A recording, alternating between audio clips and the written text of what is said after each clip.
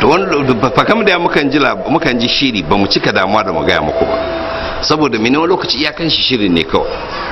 ba aka bai kan zama sun zartar ba, iyakanta shirin ne kawai, so ba mu fatan a yi magana. alal misali mana da labarin sun shirya cewa za su auka ma maulidin nan da aka yi na bara,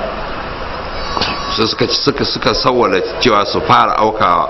ma maulidin Kano ranar 12 ga watan Rabiul Awwal, ran 17 kuma su auka mana Zaria.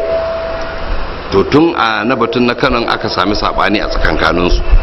da su 'yan security din da su 'yan siyasa din, wasu suka ce su ba su yarda ba, to shikenan sai ya kwaranye, so ban ma faɗa ba mu ce komai ba, saboda shi wannan iyakanta ya rage a plan bai je ga aikata ba. Saboda haka wannan ma da suka ce za su zama makamai a lagos su da ba dun mun gansu ba za mu faɗa ba, dun ba magana bane, to amma sai suka yi yunkurin yi, shi yasa kuma muke ga mu to mai yiwa yanzu ko shi ma za su tsaya a bakin hanya don sun shayin attempt za a zo Husainiya su yi harbi, sun shayin attempt kuma muka wuce kuma ba ma faɗa ko a wasu wani usbu'ul wahada wata ranar juma'a su lalle sun aje masu harbi, kuma mun zo ko magana ma ba mu yi ba,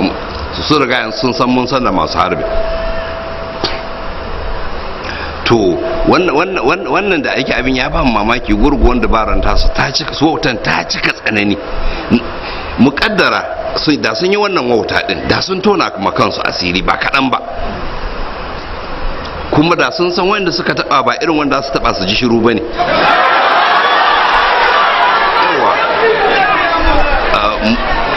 Mun san su suka kashe Albani, amma mun san mutanen su suna jin tsoron su faɗa.